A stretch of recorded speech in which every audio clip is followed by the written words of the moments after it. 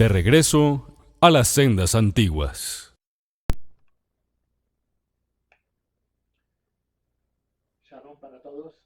Sean todos ustedes bienvenidos a esta nueva cita para un cubrimiento de los capítulos que tenemos pendientes en la epístola a los hebreos.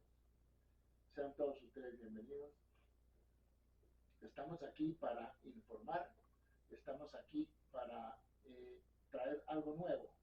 Lo nuevo que traemos acá es el tema de controvertir lo que ya está escrito. Porque lo que ya está escrito hace 2000 años quedó escrito en el Nuevo Testamento. Y hay muchas cosas que necesitan ser revisadas a la luz de las escrituras hebreas, de las escrituras de la Biblia hebrea, y a la luz de la realidad. Así que vamos a concentrarnos en los capítulos 4, 5, 6 y posiblemente capítulo 7. Vamos a comenzar porque tenemos bastante tema. Bueno, también les agradezco por sus comentarios muy útiles. Yo los respondo en la medida en que van llegando, así que muchas gracias por eso. Vamos a repetir que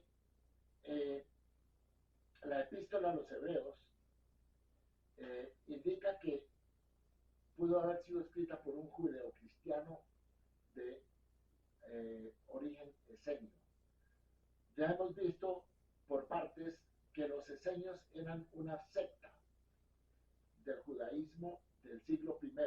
Ellos estuvieron en la región del desierto de Judea más o menos unos 140, 150 años antes de la era común.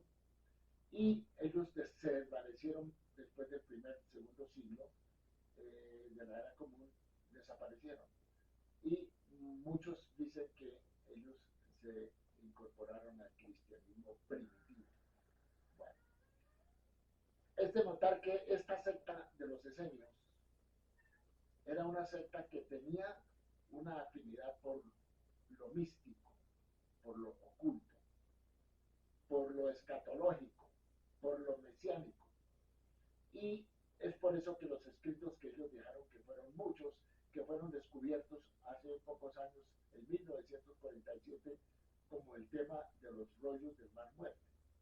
Así que esto nos ha traído mucha luz. ¿Por qué? Porque ahora sabemos, desde hace 70, 80 años, y mucho después de cuando fueron traducidos, sabemos que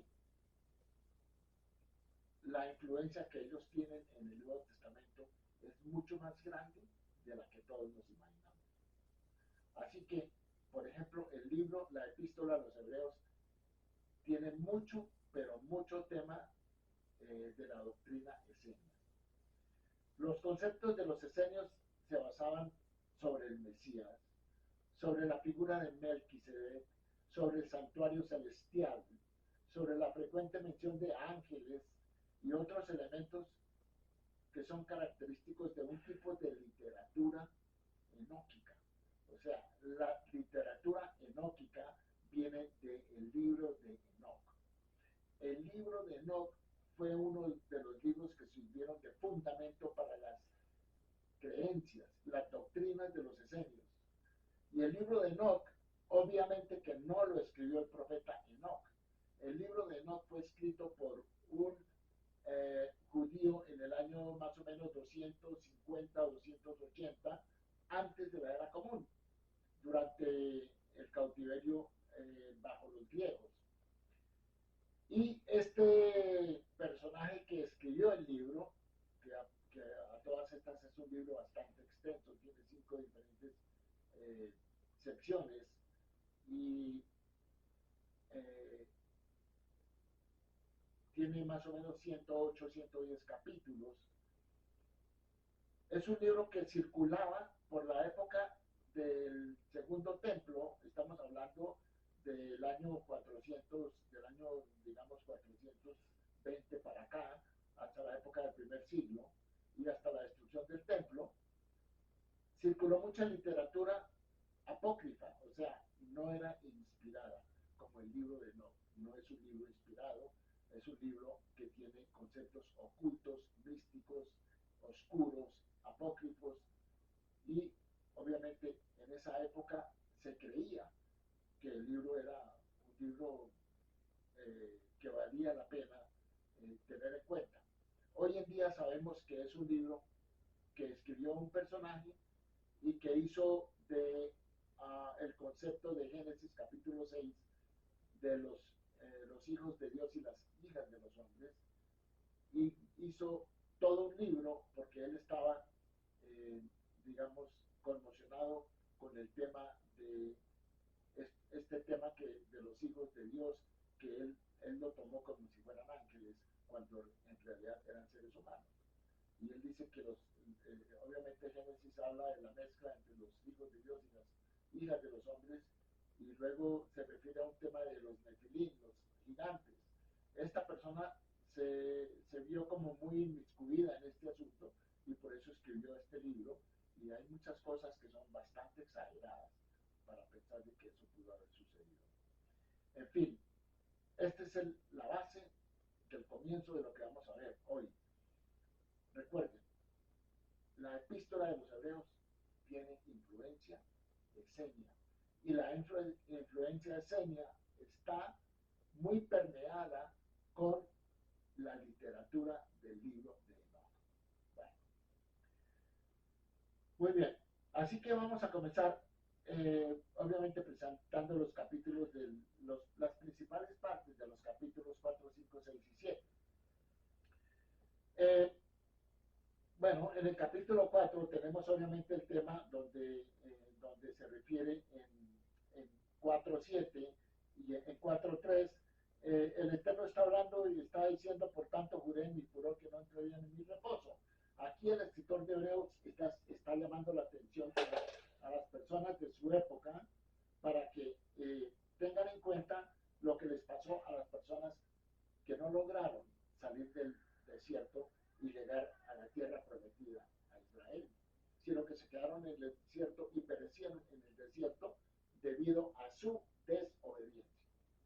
Entonces, obviamente, el capítulo 4 dice por eso: temamos no sea que permaneciendo aún la promesa de entrar en su reposo, alguno de vosotros perezca y no por no haberlo alcanzado. O sea, dice en el 4.3: pero los que hemos creído entramos en el reposo de la manera que dijo: por tanto, juré en mi ira, no entrarán en mi reposo. Eso es parte del Salmo 95, del versículo 11. Y hay otra parte donde en 4.7 se nos dice lo siguiente, en Hebreos 4.7: otra vez determina un día, hoy, diciendo, después de tanto tiempo por medio de David, como se dijo: si oyeres hoy su voz, no endurezcáis vuestros corazones. Obviamente, en el primer pasaje que encontramos aquí en el Salmo, el cántico de alabanza y adoración, el Eterno manifestó que en su ira las personas que desobedecieron no entrarían en su reposo. Obviamente, en primer lugar se refirió a que no entrarían a Israel, a la tierra prometida. En segundo lugar, como ya esto lo dijo en un salmo, lo dijo el rey David, en uno de los salmos, ya habían entrado en Israel, ya estaban en Israel. Entonces, ¿qué quiso decir David cuando dice: si oyeres hoy su voz, no endurezcáis vuestros corazones? Obviamente que se está refiriendo a un reposo futuro. No queremos entrar en el tema, pero puede verse como de pronto algo que tenga que ver con la era mesiánica o con el séptimo milenio. Después de todo, algún día tendremos que tocar el tema realmente de qué son los milenios, qué representan, qué es el sexto milenio, qué es el séptimo milenio, porque el séptimo milenio se entiende como un milenio donde hay diferentes condiciones para la humanidad, etcétera. Entonces puede reflejarse con los 7 días de la creación, en cierto sentido. Eso lo tenemos en Génesis capítulo 6, versículo 2, 3, donde se hablan de los 120 jubileos. En fin, Vamos entonces a continuar a entrar en el capítulo 5.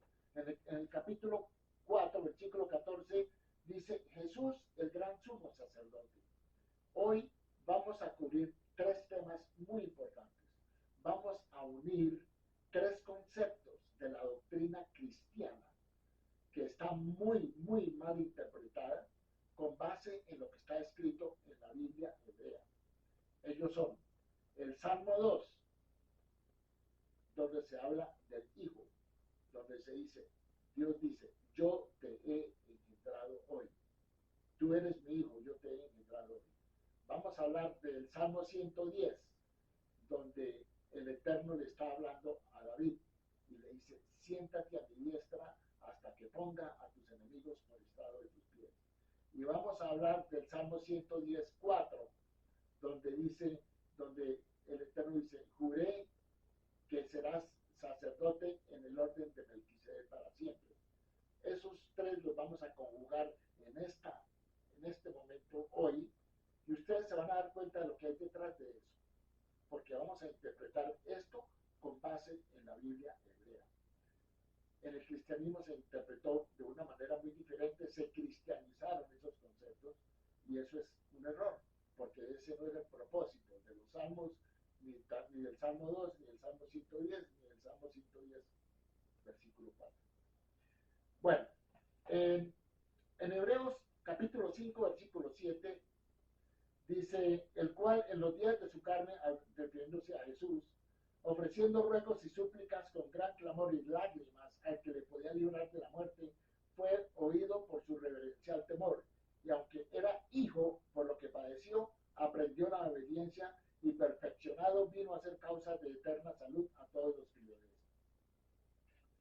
Bueno, aquí hay varias cositas. Primero que todo, el tema hijo. En el cristianismo se piensa que Jesús es el Hijo de Dios. Ya lo hemos visto en muchas partes que eso no tiene fundamento bíblico. No tiene fundamento bíblico. El Hijo de Dios en el judaísmo puede ser el rey David, el rey Salomón, algunos de sus descendientes que fueron reyes, o el mismo pueblo de Israel, en una metáfora como en un colectivo, se considera como hijo. Eso está en la Biblia hebrea. Ahora, ese tema del hijo vamos a verlo en el Salmo 2, cuando lleguemos ahí. Dice, por lo que padeció, aprendió la obediencia. O sea que aquí está diciendo que aprendió la obediencia, o sea que se volvió obediente o que fue obediente. Dice, y perfeccionado vino a ser causa de eterna salud a todos los que le obedecen. Bueno, muy distinto a la situación de hoy de los cristianos que creen que ya no deben obedecer. Entonces, el ejemplo de Jesús, si él era obediente, pues los seguidores de Jesús deberían ser obedientes. Uno pensaría eso. Entonces, y obviamente no hacer lo que Pablo les insinuó, que no fueran más esclavos de la Torá. Así que todo esto es opuesto al ejemplo que supuestamente, como dije anteriormente, Jesús les dio, que supuestamente siendo hijo aprendió la obediencia y que iba a proveer la salvación solo a aquellos que obedecen y no a todos los que simplemente tienen fe. O sea, muchos cristianos se creen salvos sin obedecer mandamientos. Eso va en contra de la Escritura. Eso no es posible. La Escritura hebrea nos dice que para ser salvo hay que ser obediente. Usted tiene que obedecer mandamientos. Usted tiene que, obviamente que todo ser humano peca y todos pecamos todos los días. Pero hay que saber levantarse, tenemos que arrepentirnos de esos actos de desobediencia y tenemos que no volverlos a cometer. Porque ¿dónde estaría la transformación? De ser un pecador a ser una persona justa, una persona que obedece el mandamiento y que siempre busca obrar el bien. Ese es el propósito de los mandamientos, para hacernos unas mejores personas. Bueno, ahora, En el capítulo 5, versículo 5 dice, así también el Mesías no se glorificó a sí mismo haciéndose Cohen Gadol, o sea, sumo sacerdote, mas el que le dijo, tú eres mi hijo. Aquí el escritor de Hebreos está personificando a Jesús como el Mesías, que tampoco es así. Ya hemos visto que Jesús no cumplió con ninguno de los requisitos que la Biblia hebrea tiene establecidos para que un judío sea considerado como el Mesías. No cumplió ninguno. El más sencillo y el primero y el más importante era que tenía que ser descendiente del rey David. Y Jesús, si, si él fue parte de un nacimiento virginal, pues entonces David no es su padre biológico. Luego Jesús no puede ser descendiente de David por la línea paterna, como está establecido en la Biblia hebrea. Como el Eterno, como Dios lo manifestó a la descendencia de David. Entonces, no califica para ser Mesías, porque no tiene ningún vínculo con David. Así que eso lo descalifica. Y de ahí para adelante ya no vale la pena mirar más condiciones. Vale. En el capítulo 5, versículo 5 dice, así también el Mesías no se glorificó a sí mismo haciéndose Cohen Gadol, o sea, somos sacerdotes, más el que le dijo, tú eres mi hijo, yo te he engendrado hoy. Eso lo vamos a ver. Como también dice en otro lugar, tú eres Cohen para siempre, según el orden de Melquisedec. Entonces, dice en el versículo, nombrado de Elohim Cohen Gadol según el orden de Melquisedec. Aquí el escritor de Hebreos está atribuyendo a Jesús palabras que Dios le habló a David. Entonces, esto obviamente que es sumamente contrario a lo que realmente hay detrás de estos salmos. Vamos a explicarlo en un momento. Así que el Salmo 7 que él cita dice, tú eres mi hijo, y el segundo, el del 110.4, tú eres Cohen para siempre, según el orden de Melquisedec. Aquí viene la introducción de Melquisedec. Melquisedec era un personaje favorito del libro de Enoch, de los escritos de Enoch. Y repito, Enoch, el profeta, no escribió el libro. Fue una persona casi 4.000 años después de que vivió Enoch. Esta persona ya conocía la historia del mundo hasta ese momento. Y él decidió escribir cosas para que la gente pensara que sí fue el profeta Enoch que escribió todo eso y que mire todo lo que pudo predecir. Eso sucedía. ¿Okay? Por eso es un libro apócrifo y pseudoepigráfico. Bien, ahora, vemos que la introducción del tema de Melquisedec y la amplitud del espacio que se dedica en la carta a los hebreos evidencia el origen esenio del autor, o por lo menos su profunda relación con las doctrinas de los esenios, para quienes Melquisedec era una figura mesiánica. Inclusive, para los esenios, Melquisedec era el Mesías, y su sacerdocio era considerado eterno y superior al levítico, al hebreo. Ya desde antes, esto estaba sucediendo desde antes que Jesús apareciera en el escenario. Vamos a leer una parte de uno de los rollos del Mar Muerto, el rollo de Qumran, que eran uno de los escritos de los esenios. Dice, acerca de los cautivos, como dijo Isaías, para proclamar el jubileo. Y Melquisedec les dará lo que es justo. Melquisedec les proclamará el jubileo, perdonándoles la deuda de todos sus pecados. Entonces vendrá el día de la expiación, cuando él será ofrecido por todos los hijos de Luz. Los esenios tenían una doctrina dualista, como los persas, hijos de la luz, hijos de las tinieblas, el Dios del bien, el Dios del mal. De ahí viene en mucho sentido el tema del Satanás. Bueno, dice, porque este es el tiempo establecido para el año de la gracia de Melquisedec y por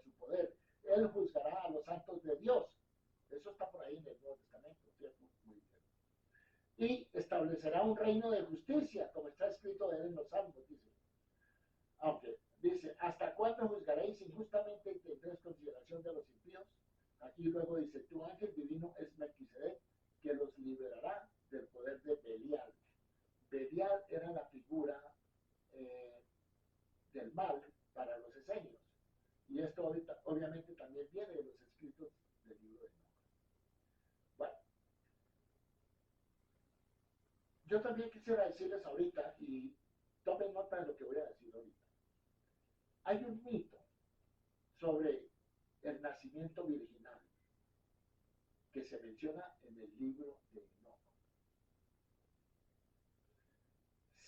Si el escritor de Enoch pudo mencionar un nacimiento virginal, entonces lo que tienen en el Nuevo Testamento como un nacimiento virginal no sería el único, ¿cierto? Porque ya Enoch mencionó uno. En fin, vamos a continuar con esto. Hay un mito sobre el nacimiento sobrenatural o virginal de Melquisedec. O sea, Melquisedec nace de un nacimiento virginal. Sin participación de hombre.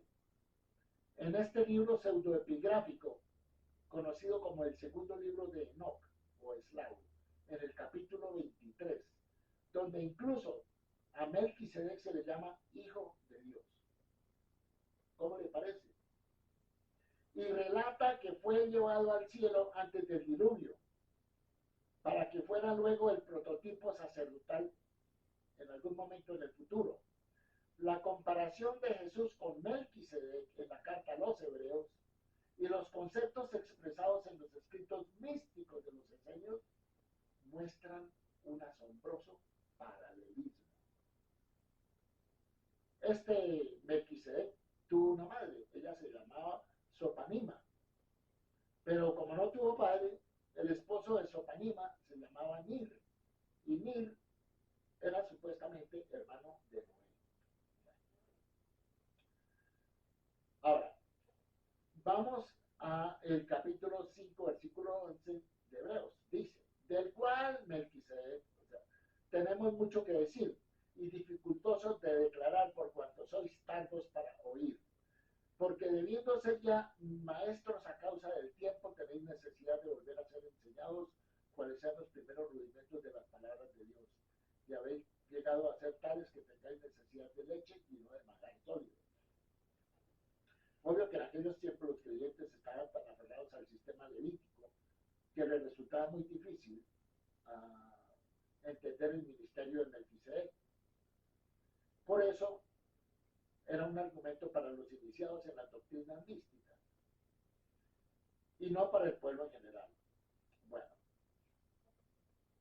por lo tanto, en capítulo 6, versículo 1, por tanto, dejando la palabra del comienzo en la doctrina del Mesías, vamos adelante a la perfección. Yo me pregunto, ¿cómo una persona que dice creer en Jesús se puede ir perfeccionar? Yo quisiera saber eso. Porque la única manera que una persona se puede perfeccionar es cuando le llegan tentaciones, problemas, vicisitudes y se sobrepone a ellas. Y cuando cae, se levanta, se arrepiente de lo mal que hizo. Eso es progresar. Eso sí cambia a la persona. Pero una persona que va todos los domingos a una iglesia y se sienta a oír a un pastor para que le endulce el oído y le diga que ya es salvo porque creyó en Jesús, una persona de esas cómo se puede perfeccionar. No veo yo cómo. Bueno, aquí el escritor cambia en 6.1, dice aquí repentinamente de argumento, pero luego volverá a hablar de Melquisedec. Su preocupación es la inmadurez de la audiencia. ¿Okay? El 6.4 dice, porque es imposible que los que una vez fueron iluminados y gustaron el don celestial y fueron hechos partícipes del Espíritu Santo y asimismo gustaron la buena palabra de Dios y las virtudes del siglo venidero y recayeron, sean otra vez renovados para arrepentimiento. Aquí está hablando de que quiera en Jesús. Hay un concepto en el cristianismo de que si usted peca es como si estuviera crucificando a Jesús. O sea, realmente. Si una persona no se arrepiente, una persona va a seguir pecando. Una persona no va a mejorar. Una persona no se va a transformar. Bueno, eh, bueno entonces, eh, aquí decimos que la descripción de Melquisedec pertenece, como ya lo hemos dicho, a la mística judaica y principalmente a la literatura de los esenios, como es el rollo de Qumran, que acabamos de leer hace un momento. Sin duda,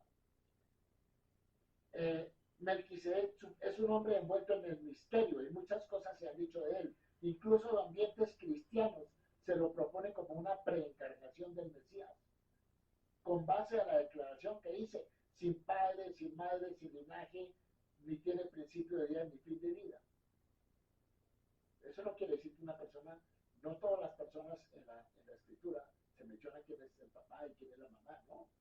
Pero porque no se mencionó el padre o la madre de Melquisedec, el escritor de Hebreos, es el escritor de Hebreos el que añade que debe ser una persona eterna. Entonces, si es eterna, ya lo convirtió en una deidad.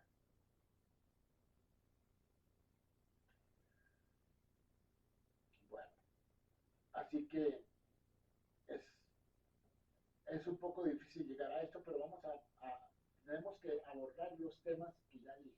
El Salmo 2, el Salmo 110 y el Salmo 110.4. Muy bien, entonces, vamos a decir, vamos a entrar a mirar el Salmo 2. El Salmo 2 es un salmo que fue escrito por, para y acerca de David. Y eso comenzamos para que ustedes puedan ir a sus Biblias y consultar lo que yo estoy ahorita, les estoy pronunciando. Eh, yo no predico, yo enseño. El predicador es el que habla bonito. Yo hablo escuetamente, pero digo las cosas como son y como están en la escritura. Vamos a ir a primera de Samuel, capítulo 16, versículo 1. El Eterno manda a Samuel, el profeta de la época, y le dice, vaya a Belén, vaya donde la familia de Isaí y escójame a uno de sus hijos, porque yo lo voy a hacer rey. Fue Samuel a Belén, fue a la casa de Isaí, entrevistó a todos sus hijos y luego le pregunta a Samuel, ¿y esos son todos? Y Isaí le dice, no, el menor está afuera pastoreando las ovejas. Samuel le dijo a Isaí, llámalo. Cuando entra el muchacho, eh, inmediatamente Dios le habla a Samuel y le dice, levántate y úngelo, porque este es. Dios le habló al profeta Samuel y le dijo, levántate y úngelo porque este es. Pero ¿por qué se sabía que este era? Porque en el versículo del capítulo 16, versículo 1, Dios le dice a Samuel, llena tu cuerno de aceite y ven, te enviaré a Isaí de Belén, porque de sus hijos me he provisto para rey. O sea, él iba a escoger su rey de entre los hijos, de uno de los hijos de Isaí en Belén, y escogió a David. Entonces, cuando entró David, el Eterno le dice, levántate y úngelo, porque este es. Y Samuel tomó el cuerno del aceite y lo ungió en medio de sus hermanos, y desde aquel día en adelante el Espíritu del Eterno vino sobre David. De ahí en adelante, por eso David estaba imbuido con el Ruach HaKodesh, con el Espíritu de Santidad. Luego más adelante, en 2 de Samuel, capítulo 7, versículo 14, cuando ya David iba a morir, él tenía que dejarle el reino a su hijo Salomón. Y Dios le dijo a David, que para Salomón, le dice, yo le seré a él padre y él me será a mí hijo. Miren la relación que Dios tenía con David y con Salomón, de padre a hijo. Es una relación de pacto, no es ningún otro tipo de relación fisiológica, ni mucho menos, porque Dios no engendra. Entonces es una relación de pacto. Y le dice en 2 Samuel 7:14, el Eterno le dice a David, yo le seré a él padre y él me será a mi hijo, hablando de Salomón. Y si él hiciere mal, yo le castigaré con vara de hombres y con azotes de hijos de hombres. Bueno. Entonces, vamos a mirar el Salmo 2 y lo vamos a desmenuzar. El Salmo 2 comienza así. ¿Por qué las naciones o los goyim se alborotan? Aquí se está refiriendo a que las naciones en la época de David, antes de que él fuera rey y cuando él iba a ser rey, lo persiguieron a él. Entonces David tuvo muchos enemigos. Entonces, aquí está hablando el Eterno y está diciendo, ¿por qué las naciones se alborotan? ¿Y por qué los pueblos murmuran en vano? Versículo 2. Los reyes de la tierra se levantan y príncipes consultarán unidos contra Dios y contra su ungido, o sea, contra su rey. Aquí el Eterno se dio cuenta de que las naciones querían querían derrotar a David, entonces por eso el Eterno salió aquí en defensa de David. Y las naciones decían entre sí, rompamos sus ligaduras, echémonos de nosotros sus cuerdas, o sea, liberémonos de ellos. En el versículo 4 del Salmo 2 dice, el que mora en los cielos se reirá. O sea, es una forma burlesca de decir que el Eterno se burló de las naciones, de lo que ellos intentaban hacer. Dice, el que mora en los cielos se reirá, el Eterno se burlará de ellos. Luego les hablará a ellos en su enojo. Así que Dios se estaba enfureciendo por la actitud de las naciones hacia David. Entonces, y les dice, luego les hablará a ellos en su furor y les asustará en su profunda ira. En el versículo 6 dice, en verdad, le dice Dios, dice, en verdad yo he establecido mi rey sobre Sión, o sea, sobre Jerusalén, mi santo monte. Y en el versículo 7 dice, yo publicaré el decreto. Y aquí entra David y dice, el Eterno me dijo, tú eres mi hijo, yo te he engendrado hoy. Mira lo que le dice después. Pídeme y te daré las naciones por tu heredad, y los extremos de la tierra por posesión tuya. Tú las quebrantarás con vara de hierro, y las harás pedazos como vasija de alfarero. Y luego les dice a las naciones, ahora pues, oh reyes, sean prudentes, sean amonestados, oh jueces de la tierra, servid al Eterno con temor y alegraos con temblor, rendid homenaje en pureza, para que no se enoje y perezcáis en el camino cuando de pronto su ira se encienda, la ira del Eterno. Bienaventurados todos los que en él esperan, los que esperan en Dios. Este es el Salmo 2. Ahora, en la primera parte, en el versículo 1 al 3, expone las conspiraciones de los reyes gentiles que se unen contra Dios, contra el Dios de Israel y contra su Mesías. La palabra ungido era, como el rey era ungido, eso significa un Mesías. En la segunda parte, del versículo 4 al 6, el Eterno se ríe de ellos y les enseña que Él ha establecido su soberanía sobre el monte Sión en Jerusalén. En la tercera parte de este salmo, que va del versículo 7 al 12, es el Hijo el que habla.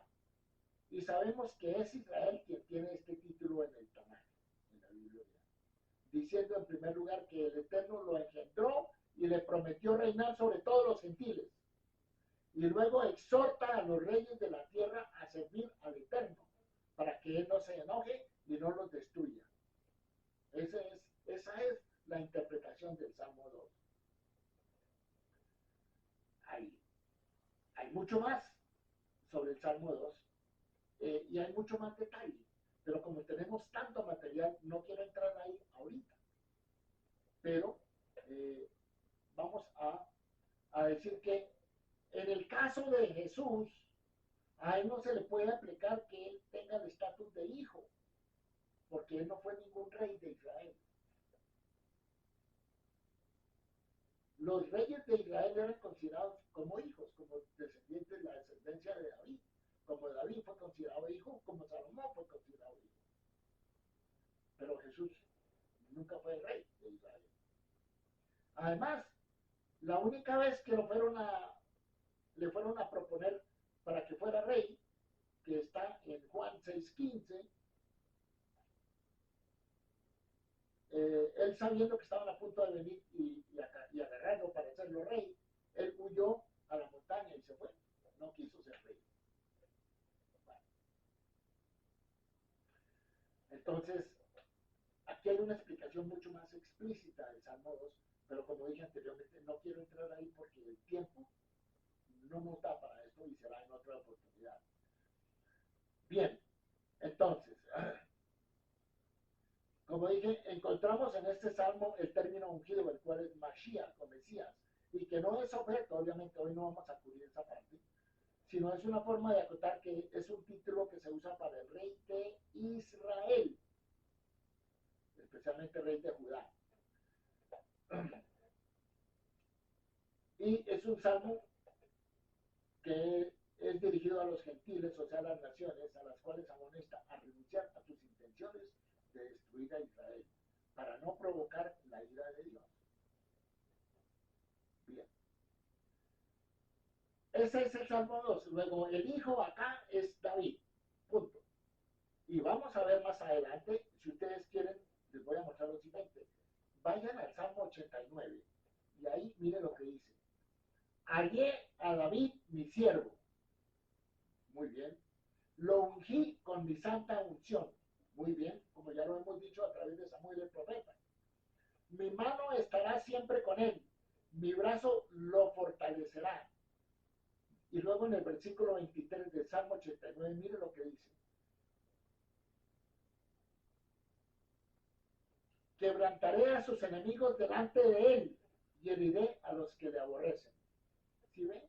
El Eterno está con David en contra de los enemigos de David. Y esto fue un salmo, el Salmo 89, donde ahí se habla que el Eterno va a quebrantar a los enemigos de David. En cierto sentido, es como ponerlos a sus pies. Por eso en el Salmo 110 dice, siéntate a mi derecha hasta que pongan tus enemigos por estrado de tus pies. Pues sentarse a la derecha no quiere decir que David se va a sentar a la derecha en el cielo, porque es que Dios no tiene derecha, no tiene izquierda, no tiene arriba, no tiene abajo. Dios es espíritu. Entonces, sentarse a la derecha, y es algo que en el cristianismo desconocían o lo desconocieron, es que sentarse a la derecha significa que Dios le da la protección a esa persona, como a David. Siéntate a mi derecha, por eso le dice, hazte a mi derecha. El brazo en la derecha del Eterno significa protección, providencia divina. Bueno, entonces, aquí decimos que en un intento que los cristianos citan más del Salmo 110.1, como dice, dijo el Señor a mi Señor, pero es que en las Biblias cristianas, como en la Reina Valera, tienen la palabra Señor en mayúscula para ambos. Eso no está correcto, porque en la Biblia, ¿verdad? Solamente existe la primera palabra con mayúscula cuando se refiere al Eterno, pero la segunda palabra para Señor, digo el Señor a mi Señor, está en minúscula. ¿Por qué? Porque se refiere a un ser humano, se refiere a David.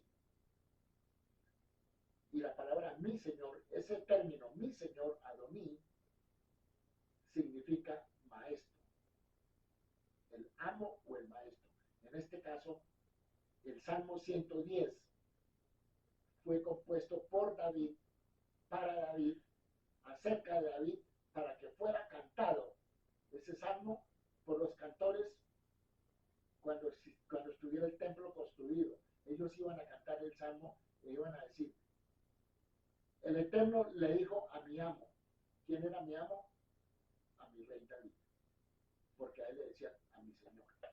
Y hay muchas partes donde en hebreo está la palabra Adoní, Adoní.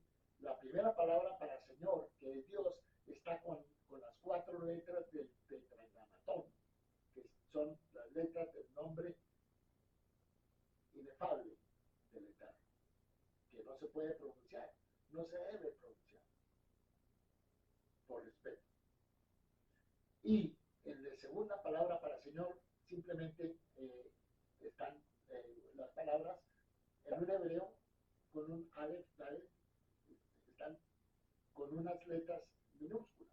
Así que no son los mismos, no son divinidades, solamente Dios es Dios. El otro era David. Entonces, aquí vemos que efectivamente la primera palabra, el nombre inefable del Eterno, es Yud Ei Vav Ei, y en el segundo Señor es un Aleph, Dalet, Nun, Yud, que es un Adoní. Bueno, entonces, vamos a ver unos ejemplos donde está la palabra mi Señor como mi amo. Primero que tengo en Génesis, cuando Jacob se va a encontrar con Esaú, su hermano, después de tantos años, y viene cargado con muchas riquezas, y viene muy temeroso por no saber qué es lo que Esaú, cómo va a reaccionar Esaú al ver a Jacob. Jacob envía una comitiva. Entonces le dice a los que le llevan estos regalos a Saúl, les dice, dígales a mi señor, dígale, y tengo vacas, asnos, ovejas, y siervos y siervas, y envío a decirlo a mi señor para hallar gracia en sus ojos, o sea, para que tenga misericordia de Jacob. Entonces, aquí Jacob usa la palabra Adoní, a mi señor, como está en el Salmo 110. También tenemos otro, hay uno muy importante que también vamos a ver más adelante. En Éxodo 21:5, resulta que en las leyes de los siervos, que muchas veces está mal dicho por esclavos, porque en el judaísmo no hay esclavos como tales, hay siervos. En las leyes de los siervos, cuando un siervo se sometía a un amo, él podía durar hasta el año de Shemitah, o sea, hasta un periodo de 7 años. Pero si este siervo quisiera estar con este amo durante más tiempo, entonces el amo le abría un huequito en la oreja y eso significaba que él estaría con el amo para siempre. Pero ese para siempre, ojo con la palabra para siempre, de Abraham, es una palabra que puede tener 3 significados.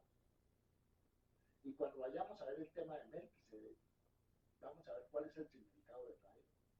Porque no es para siempre de una forma eterna. Aquí, en el tema de Éxodo 21:5, estamos diciendo que este siervo que decidió quedarse con su amo, existe la palabra que era una regla que significaba que el amo que el siervo se quedaba con el amo para siempre. Ese para siempre quiere decir hasta el final del jubileo. O podría referirse hasta cuando la persona muriera. Porque si la persona muere, ya la palabra siempre no tiene ningún efecto. O sea, hasta la vida de la persona. ¿Cierto? Porque nadie puede ser esclavo de otra persona eternamente. Eso no existe. Muy bien, entonces ahí en Éxodo 21:5 está la palabra Leolam, la misma palabra que está en el tema de David y Melquisedec. Bueno, en fin, hay muchos otros, pero no quiero demorarme precisamente con el tema, así que vamos a seguir avanzando. Así que el Salmo 110 fue compuesto en tercera persona. David compuso salmos que hablaban de él mismo, porque él estaba, en cierto sentido, implorando, dando gracias o implorando o aclamando al Eterno. Entonces, él se pone como una persona, como un rey, el rey de Judá, el rey de Israel, y él, cuando se pone como rey, se pone como en tercera persona, pero él es el que está, el que compuso los salmos. Entonces, este salmo fue compuesto en tercera persona para ser cantado, como ya dije anteriormente, por los levitas. Bueno, cuando ellos cantaban decían, Dios habló a nuestro maestro, el rey David, siéntate a mi diestra hasta que ponga a tus enemigos por estrado de tus pies. Bueno, así que fue compuesto al comienzo del reinado de David, cuando los filisteos se enteraron de que Israel había ungido a David como rey. Entonces vinieron a pelear con él. Y por eso es que el Salmo 2 habla de esto. El Salmo 2 habla de esto, de la situación de David, de que tantos enemigos tenía David que el Eterno decidió salir y decir, no, él es mi hijo, yo lo voy a proteger. Y eso es lo que termina también diciendo en el Salmo 110. Y luego dice, David se levantó e hirió a los filisteos hasta que su mano se cansó y se aferró a su espada. Y el Señor, o sea, Dios, obró una gran victoria en ese día. Fíjese, el Eterno es el que está protegiendo a David contra sus enemigos. Por eso es que le dice, hasta que ponga a tus enemigos por estrado de tus pies.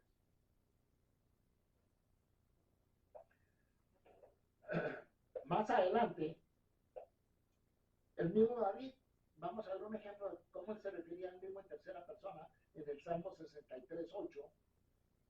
David dice, está mi alma apegada a ti. Está hablándole al Eterno. Dice, tu diestra me ha sostenido. Tu diestra me ha sostenido. Esa es la providencia de Dios. Por eso el Eterno le dice, siéntate a mi diestra. Eso quiere decir, te voy a proteger. No es que realmente se siente de forma literal, no. Y eso es lo que el cristianismo traduce a Jesús como en su resurrección, supuesta resurrección, subiendo al cielo a sentarse a la diestra del Padre. Señores, eso es imposible. Eso no existe.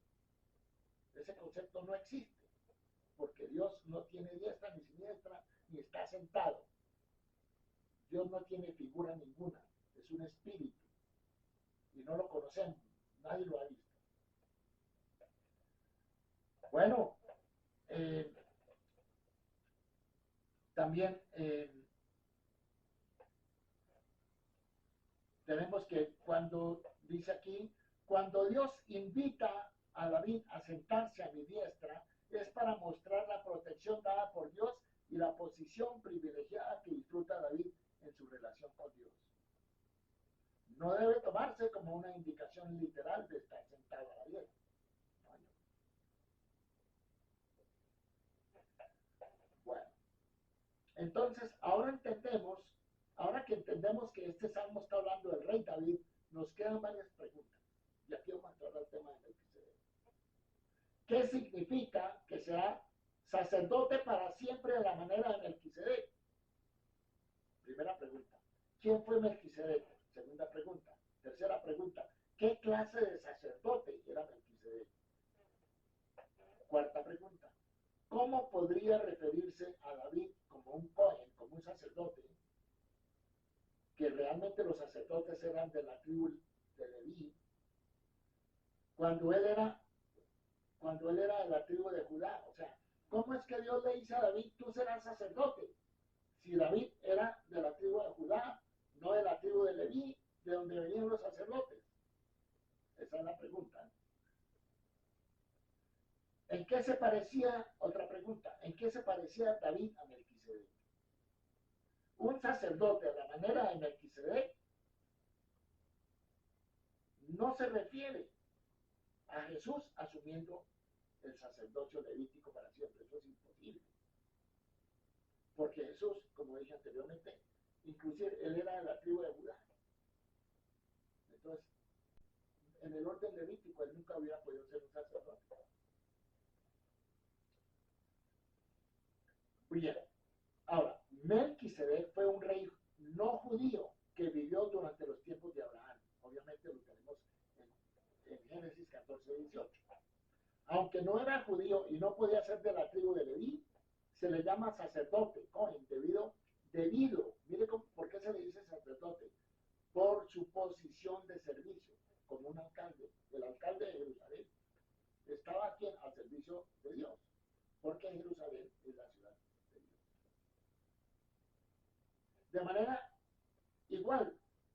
existió otro sacerdote que no era la orden levítico, como Jetro, el suegro de Moisés, que fue llamado sacerdote de Madián.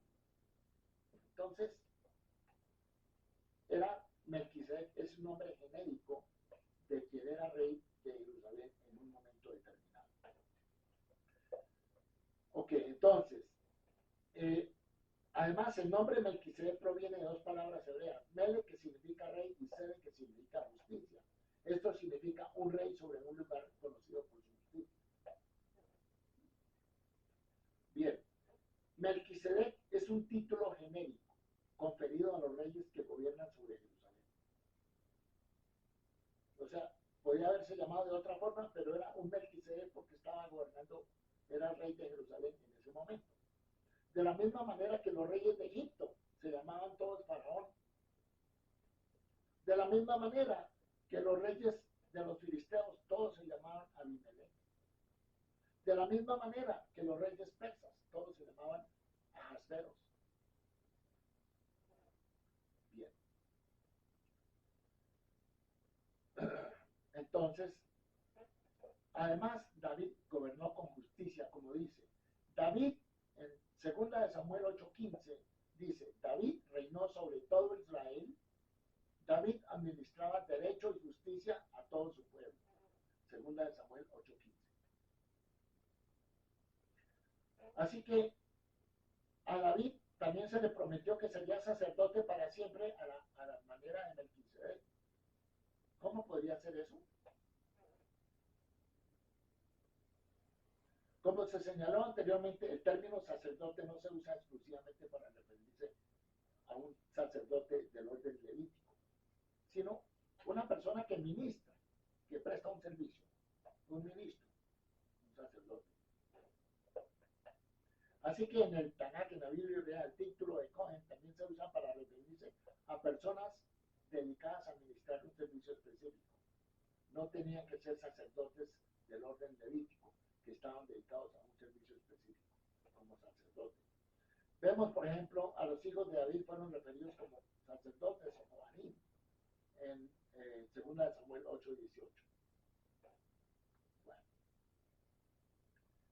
entonces, que el Mesías estaría destinado a reemplazar el sacerdocio levítico es un concepto no bíblico, eso no es bíblico e innecesario. Es decir, cuando se entiende correctamente los conceptos del sistema de sacrificios, la oración y el arrepentimiento. Los pecados del ser humano, según la Biblia hebrea, se perdonan a través del arrepentimiento, la oración y, obviamente, las obras de caridad. Antiguamente existían los sacrificios, pero para los sacrificios pequeños era que se hacían, para los pecados pequeños, por equivocación o por error, se llevaba un animalito. Cuando eso se acabó, y por los pecados grandes, no había que llevar animal. No, por los pecados grandes, en la época de los sacrificios, había que arrepentirse. El animalito no le servía para nada. Y además los sacrificios, si la persona no sentía, no se arrepentía de su pecado, el sacrificio no servía para nada. Bueno, entonces, el Salmo 110:4 dice, tú eres sacerdote para siempre a la manera de Melquisedec. O sea, Dios considera que David está en un servicio especial o en capacidad de siervo para sí mismo. Esto se expresa mediante el término sacerdote que se aplica a David. Sin embargo, no era un sacerdote a la manera del sacerdocio de Aarón, no, sino más bien un sacerdote de Dios a la manera de Melquisedec. Porque Melquisedec tampoco ofreció sacrificios, ni se dice que Melquisedec ofrecía sacrificios para perdón de pecados. De eso no se dice nada. Lo mismo David. David no ofrecía sacrificios para perdón de pecados. Entonces, ambos eran muy similares. ¿En qué? En que ambos servían como sacerdotes, como reyes. Melquisedec como rey de Jerusalén en la época en que él vivió, y David como rey de Jerusalén y de Israel en la época que él vivió. En esa forma, ambos son similares. Por eso dice, Entonces, ahora, aquí tenemos que decir que para siempre, el término hebreo de leolam, que se traduce para siempre, no es necesariamente sinónimo de eterno, no. Dependiendo el sufijo que pueda llevar, que hay tres, puede significar durante la vida de David, durante un periodo de tiempo determinado o para toda la eternidad. Y ya sabemos que David no iba a vivir eternamente. Entonces, ese leolam que tenemos ahí en la escritura, que está mal traducido por el escritor de Hebreos, no se refiere a que David iba a ser rey según el orden de Melquisedec para siempre, porque David tenía que morir algún día. Entonces, el día que murió, ahí se acabó. O sea, eso quiere decir para siempre mientras David viva. ¿Okay? Como fue Melquisedec mientras Melquisedec vivió, porque todos murieron, fueron seres humanos. Entonces, la analogía entre Melquisedec y David se centra en el papel sacerdotal del rey. No implica que Melquisedec fuera un sacerdote eterno. Por lo tanto, tú eres sacerdote para siempre, significa que David desempeñó ciertas funciones sacerdotales durante su vida. Se nos informa que en ocasiones David usó el efod sacerdotal. En 2 Samuel 6:14, David ofreció sacrificios de paz, de ascensión. También David bendijo al pueblo.